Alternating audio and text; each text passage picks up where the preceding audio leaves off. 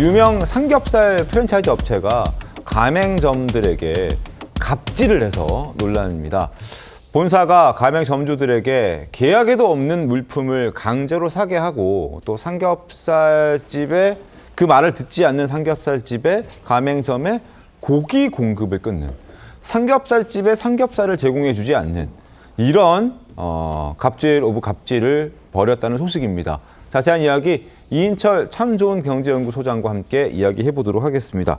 자, 이인철 소장님, 이 집 어디 집입니까? 물론 뭐 영상 나갔습니다만 하남 돼지집, 굉장히 유명한 집 아닙니까? 맞습니다. 하남에서 알 수 있을지 경기도 하남에서 출발했어요. 네. 그래서 이제 삼겹살 전문 프랜차이즈를 갖고 있는데요.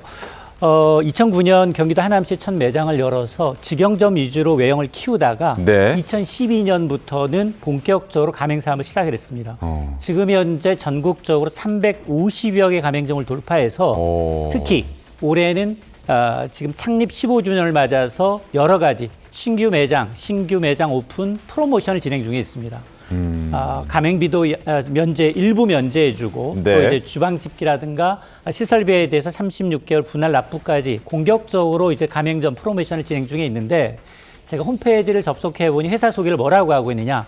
보편적 상식을 특별한 가치로 전하는 기업이다라고 소개를 하고 있는데, 지금 가맹점에 대한 갑질로 인해서 본사의 잘못인데 오히려 여기 맛있어요. 여기 미슐랭 뭐 된장찌개 맛집은 아니더라도 맛집이고요.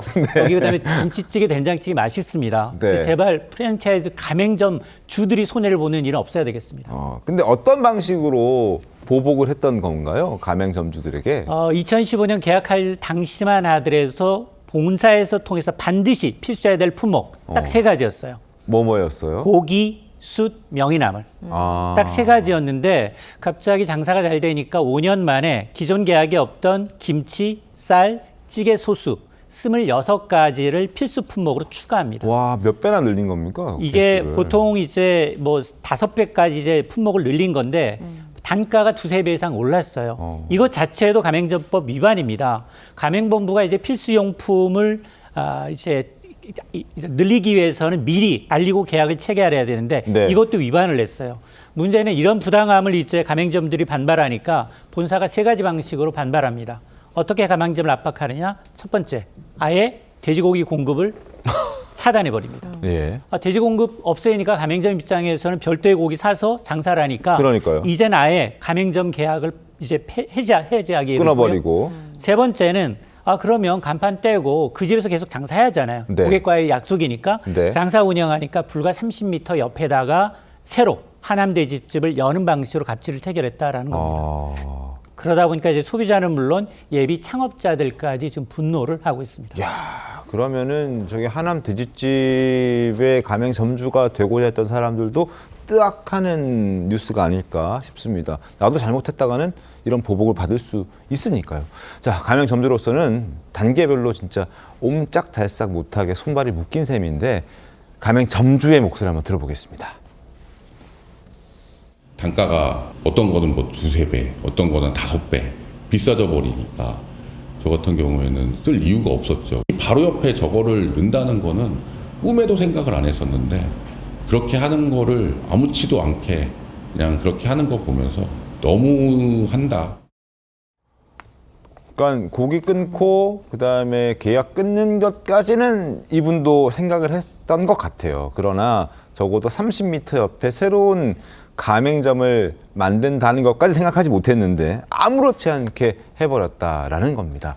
결국 공정거래위원회도 제재를 했습니다. 어떻게 됐습니까? 네, 시정명령과 함께 과징금 8천만 원을 내렸다라고 하는데요. 네. 물론 과징금 8천만 원이 또 보는 상황에 따라 또 보는 관점에 따라 너무 솜방망이 아니냐 또 이런 지적도 나올 수 있을 본사 것 입장에서는 8천만 원이면 큰 돈 아닐 수 있잖아요. 그렇지만 이게 피해 가맹점주 입장, 아까도 목소리를 들어봤지만 사실 굉장히 절박한 목소리잖아요. 네. 막 근처에 다시 그 가맹점이 오픈한다든지 이런 모습을 보여주면 자영업자 입장에서는 상당히 정말 절망적일 수밖에 없는 상황이거든요. 사실 이런 갑질이 근처에 해결돼야 된다라는 측면에서는 공정위의 이번 처분이 좀 너무 약하다라고 또 얘기가 나올 수도 있겠다라는 생각은 드는데요. 그런데 문제는 공정위에서 뭐 과징금 처분이나 이런 게 나왔을 때 행정소송을 제기해서 이게 뒤집히는 경우가 꽤 많이 있다는 겁니다. 네. 이번 사례의 경우에도 아마 하나은돼지집의 그 본사에서 법적으로 이 부분에 대한 또 이의제기나 또 분쟁이나 또 행정소송을 제기하게 될지 이런 부분도 좀 끝까지 지켜봐야겠습니다. 야, 아까 이인철 소장님께서 말씀해 주셨듯이 어쨌든 상생하는 것을 기업의 어떤 가치로 삼고 있는 하남 돼지집인데 지금 저희가 소개해드리고 보도되는 내용을 보면 전혀 다른 같은 회사 맞습니까? 구재현 변호사님. 그렇죠. 저도 사실 하남돼지집 가서 식사하고 이런 적 많거든요. 저도 가끔 갔어요. 그래서 네. 맛있게 먹었었는데 네. 내가 받았던 서비스는 가맹점주들의 노력이고 피와 땀이었구나 이런 생각도 들거든요.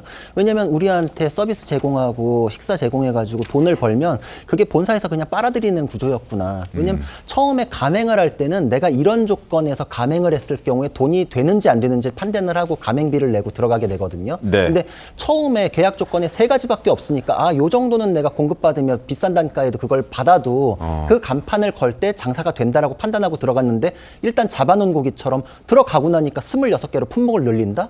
처음에 계약이 없는데 임의로 늘리는 거는 이제 그냥 갑질이거든요. 예. 그러니까 이제 이거는 공정거래에 위반되는 게 너무 명백했던 거고 그리고 30m 옆에 가게를 열면 저 같은 사람마저도 내가 자주 가던 그 식당이 옮겼구나라고 생각을 해요.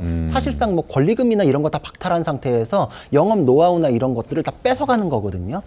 이런 게 너무 무서운 거고 그렇기 때문에 프랜차이즈 업체 같은 경우에는 하나 지점 들어오면은 거리 제한을 둬가지고 다른 업체 못 들어오게끔 하는 게 계약 조건에 반드시 들어가는데 사실상 모든 걸 무력화해가지고 누군가 피땀으로 일궈놓은 그 영업 노하우나 이런 기반을 송두리째 그냥 무너뜨리는 겁니다. 그럼 이제 앞으로는 여기 무서워가지고 가맹도 못 들어가요. 그러니까 여기서 이 8천만 원의 과징금이라는 게 돈이 문제가 아니라 이런 걸 받았다라는 게 확인이 되면은 이 본사의 신뢰도가 팍 떨어지는 겁니다. 그래서 가맹점주들이 이거에 대해서 공동 대응하는 경우도 있고 신규 가맹을 안 들어가는 경우도 많고 하남 돼지집 여기에 이제 본사의 경우에는 이 부분에 대해서 상생에 대한 그 뭐 플랜을 뭐 발표하는 거나 이런 식으로 해결해야 될 문제지 잘못이 없다는 걸로 소송을 가가지고 해결할 문제는 아니라고 생각합니다. 알겠습니다.